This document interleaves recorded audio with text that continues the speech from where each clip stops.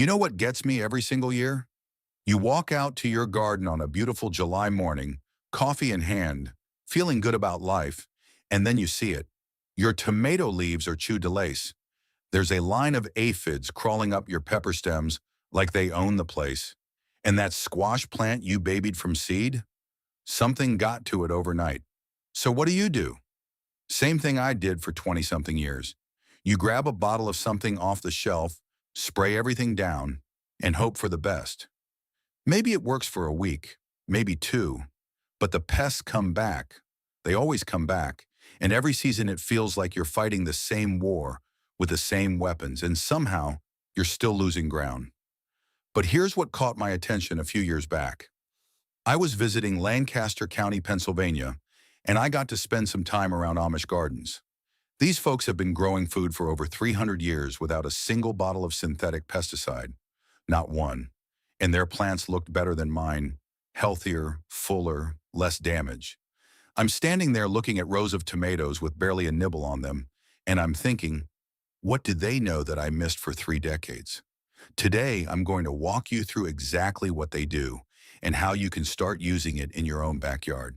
And stick around to the end, because I'll share a simple Amish technique for protecting young transplants that I've never seen in any gardening book. I'll be honest with you, when I first started learning about how Amish families handle pests, part of me was skeptical. I've been gardening since I was in my late 20s. I've read the books, I've tried the organic sprays, the neem oil, the diatomaceous earth, and I figured if there was a better way, I would have found it by now. But what I realized spending time around Lancaster County is that I'd been thinking about pest control completely backward. I was always reacting to problems after they showed up. The Amish don't do that. They design their gardens so that most pest problems never develop in the first place. That shift in thinking changed everything for me, and it didn't require buying a single product. In Amish communities, especially in the Lancaster County settlements of southeastern Pennsylvania, there's a guiding principle called Gelassenheit.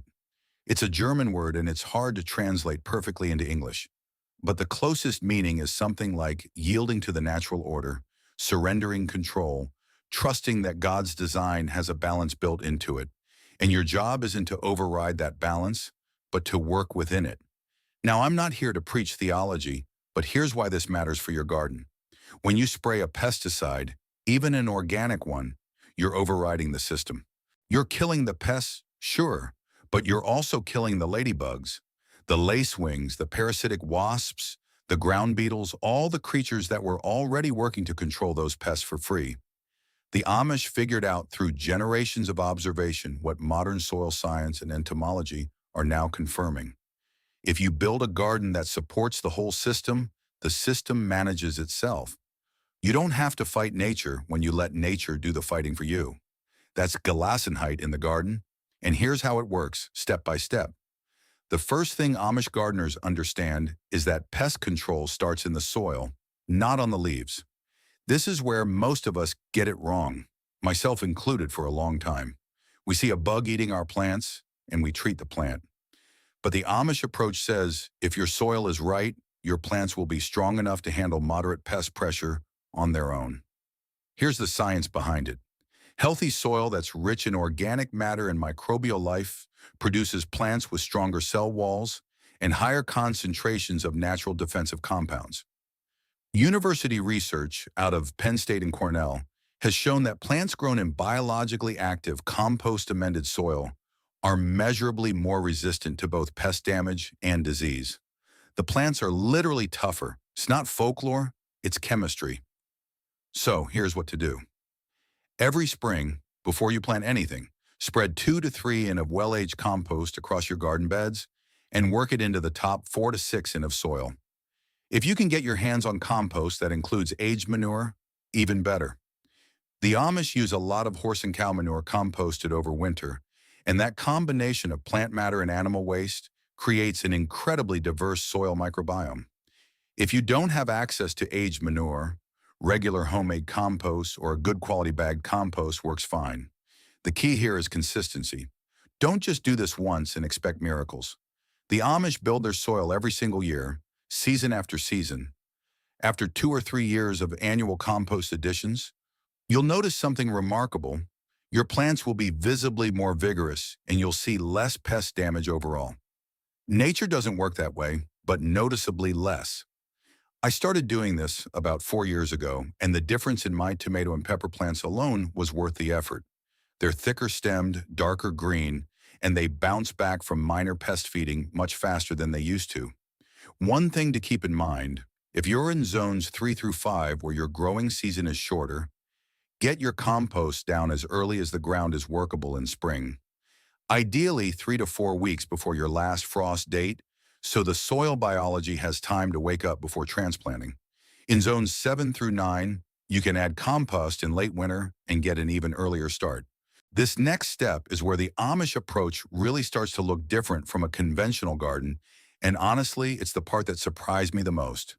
Most American gardens are planted in neat, single-crop rows. Tomatoes here, beans there, squash way over on that side. It looks tidy and it makes harvesting easy. But to a pest, a long row of one crop is basically an all-you-can-eat buffet with a neon sign pointing the way. Amish gardeners mix things up on purpose. They interplant aromatic herbs and flowers directly among their vegetables, and the reason is beautifully simple. Most garden pests find their target plants by smell.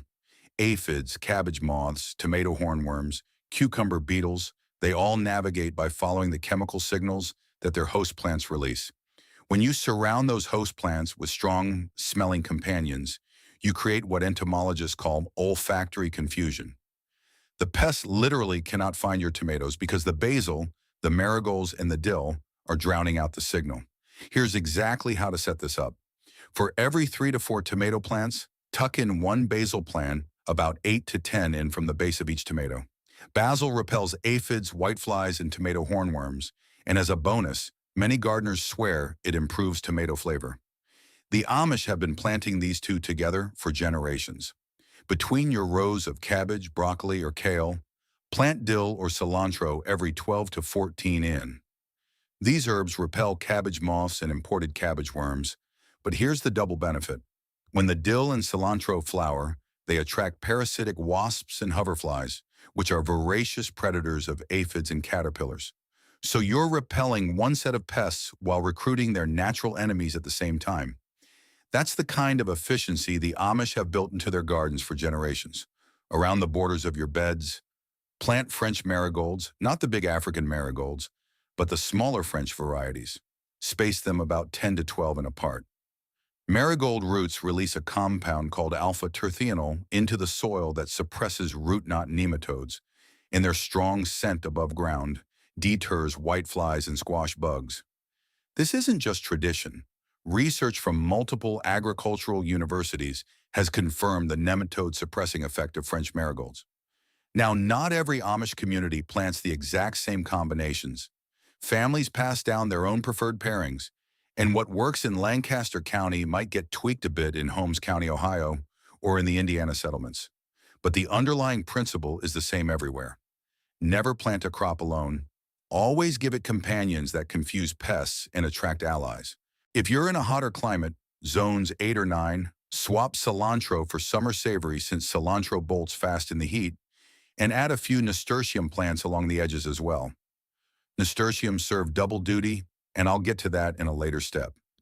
This third step is one that I completely overlooked for most of my gardening life, and I think a lot of us do. We spend all this energy trying to kill the bad bugs, and we forget to invite the good ones. The Amish don't make that mistake. They've always understood that a healthy garden isn't one with no insects. It's one with the right insects. Here's what I mean. A single ladybug can eat up to 50 aphids in a single day. One lacewing larva can consume 200 aphids in its short lifetime. Parasitic wasps lay their eggs inside hornworms and cabbage worms, killing them from the inside. Ground beetles patrol the soil surface at night, eating slugs, cutworms, and grubs. These are your allies, and the Amish build their gardens to keep them around. The simplest way to encourage beneficial predators is to create what's called an insectary strip. This is a small section of your garden, even just a row 2 ft wide along one edge, planted with flowers and herbs that beneficial insects need for nectar and pollen. The best plants for this are sweet alyssum, yarrow, fennel, dill, and Queen Anne's lace. Plant these in a dense strip and let them flower all season. The key is continuous bloom. You need something flowering from early spring through fall so the beneficials always have a food source. Here's the practical setup. Along one border of your garden, plant a row of sweet alyssum at the front since it stays low and blooms all season. Behind it, alternate yarrow and dill plants about 10 to 12 and apart. If you have room, add a few fennel plants at the back.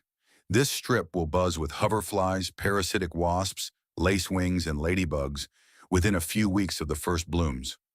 Once those populations establish, they patrol your entire garden. The Amish also leave small areas of their property a little wild on purpose. A patch of clover near the garden, an unmowed strip along the fence, a pile of stones or old logs where ground beetles can shelter. These aren't signs of laziness. They're habitat. Every beneficial insect needs somewhere to live, breed, and overwinter. If your garden is perfectly manicured with bare soil between every row, you're essentially hanging a no vacancy sign for the very creatures you want to attract. If you're gardening in zones 4 through 6, where beneficial insect populations can take longer to build up in spring, consider purchasing a release of ladybugs or lacewing eggs early in the season to jumpstart things. But make sure you have the flowering habitat in place first, or they'll simply fly away to find food elsewhere. That was a mistake I made my first year. I bought a bag of ladybugs, released them, and they were gone by the next morning. You need to give them a reason to stay. This next step is the one that feels the most old-fashioned, and honestly, that's exactly why it works. Every Amish gardener I've spoken with in Lancaster County talks about the morning walk like it's just part of the day, the same as breakfast or feeding the animals. It's not dramatic, it's not complicated, but it might be the single most effective pest control habit you can build. You're not just admiring your tomatoes, you're looking, turning over leaves, checking the undersides of squash foliage, running your eyes along every stem, and when you find a pest, you pick it off by hand and drop it into a bucket of soapy water. I know it sounds almost too simple, but here's why it matters so much. Most serious pest damage doesn't happen because of one or two bugs. It happens because a small population was allowed to explode unchecked. A single tomato hornworm can strip an entire branch in 48 hours. A pair of squash bugs can lay hundreds of eggs in a week. By the time you notice the damage and run for a spray bottle, you're already behind. The Amish morning walk catches problems when they're still small. 2 hornworms on Monday becomes 0 hornworms on Monday instead of 20 hornworms by Friday. Here's how to do it effectively. Give yourself 15 to 20 minutes each morning. Bring a small bucket filled halfway with water and a squirt of dish soap. Start at one end of your garden and work your way through every row. For tomatoes, look for hornworms on the top leaves and along the stems. They're big, but they camouflage well, so look for their dark droppings on the leaves below as a giveaway. For squash and cucumbers, flip the leaves and look for clusters of small bronze-colored eggs on the undersides. Those are squash bug eggs, and scraping them off with your thumbnail now saves you a real headache later. For brassicas like cabbage, broccoli, and kale, look for small green caterpillars and the white butterflies hovering around your plants laying eggs. The conventional approach is to wait until damage is visible and then treat the whole garden. The Amish approach is to prevent the damage daily with 10 to 15 minutes of attention. After doing this for a couple of seasons, I can tell you it becomes second nature. I actually enjoy it now. It's quiet time in the garden before the day gets going, and it keeps me connected to what's actually happening in my beds week by week. You catch problems early, you learn what's normal and what's not, and you develop an eye for the garden's rhythms that no amount of spraying will ever teach you. One honest note here, if you're gardening on a larger scale, say a quarter acre or more, the morning walk takes longer and you may not catch everything by hand. The Amish who farm larger plots often use lightweight floating row covers over their brassicas and young squash plants as a physical barrier against egg-laying moths and beetles. You can buy row cover fabric at most garden centers, and it lets light and water through while keeping pests out. Just make sure to remove it when squash and cucumber plants begin to flower so pollinators can reach the blossoms. Now let's keep going. This 5th step is one of my favorites because it's clever in a way that makes you smile once you understand it. Instead of trying to keep pests away from your garden entirely, The Amish sometimes invite them in on purpose, but they send them to the wrong address.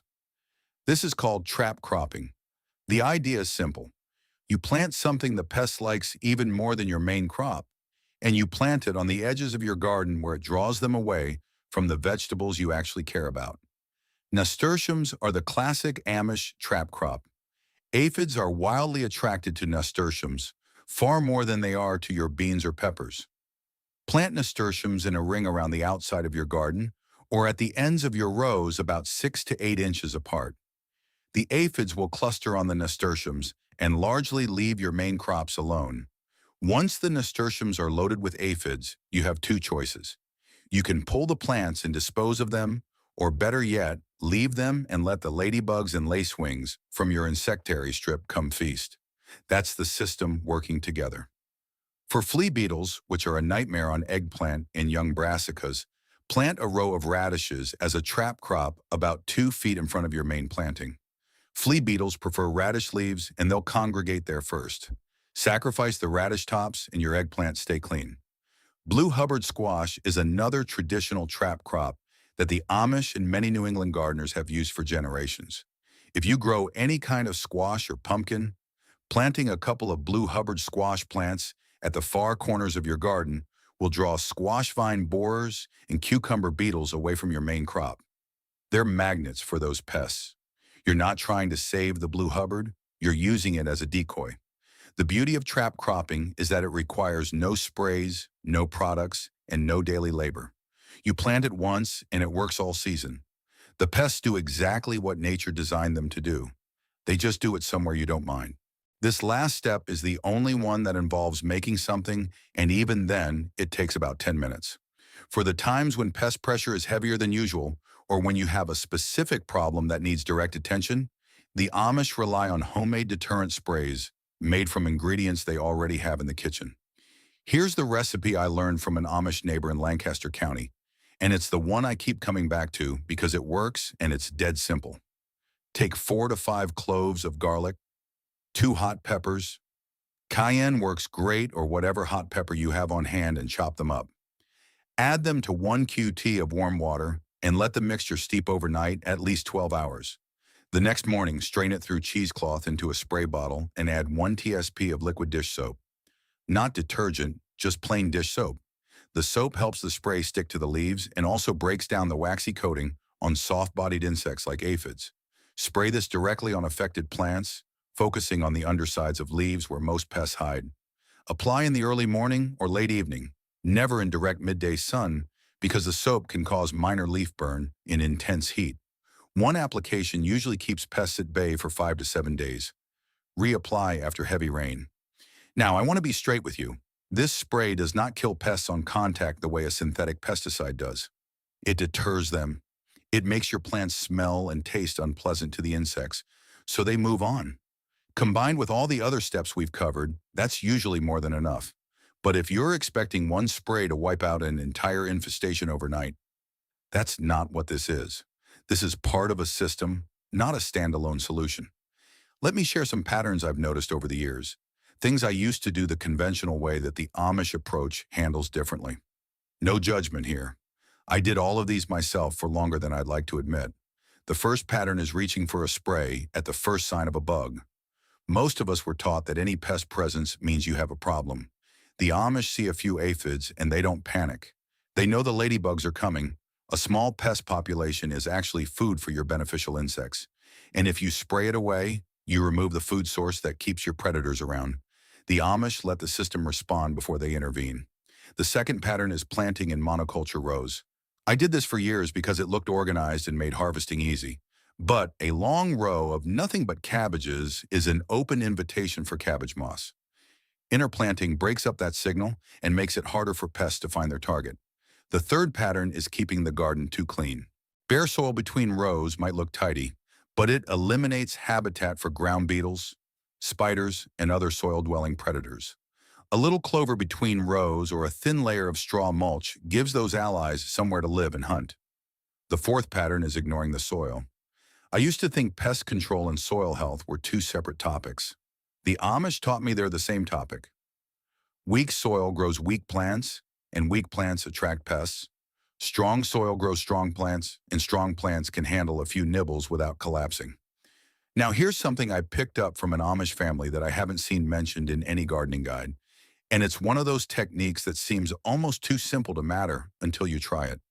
When transplanting young seedlings into the garden, they place a column made from a cardboard tube around the base of each plant, pushed about 1 inch into the soil and rising about 2 inches above it. They use old toilet paper rolls or cut paper towel rolls into sections. That's it. This cardboard collar does two things. First, it creates a physical barrier against cutworms, which are the larvae that crawl along the soil surface at night and chew right through the stems of young transplants. Cutworms are responsible for more dead seedlings than most gardeners realize, and once they sever that stem, the plant is gone. The collar stops them cold. Second, the cardboard breaks down naturally over 4 to 6 weeks, right around the time the plant stem is hardened enough that cutworms can no longer bite through it. No plastic, no waste, no chemicals, just a piece of cardboard, and the understanding that protecting a young plant through its most vulnerable window is all you really need to do. I started using these collars 3 seasons ago, and I went from losing 5 to 8 transplants every spring to losing almost none. It's a kind of quiet, practical wisdom that doesn't make headlines, but saves your garden one seedling at a time. That's what I've learned from Amish gardeners about keeping pests out of the garden without reaching for a single chemical. Build your soil every year. Plant companions that confuse pests and attract allies. Create habitat for the beneficial insects that do the hard work for you. Walk your garden every morning and catch problems while they're small. Use trap crops to redirect pests away from what you care about. And when you need a little extra help, mix up a simple kitchen spray that deters without destroying. If these traditional secrets have changed the way you look at your own backyard, please subscribe and like this video. We are dedicated to uncovering the history and wisdom that modern methods have tried to bury. Let's grow a better future together. The next treasure of knowledge will be open soon.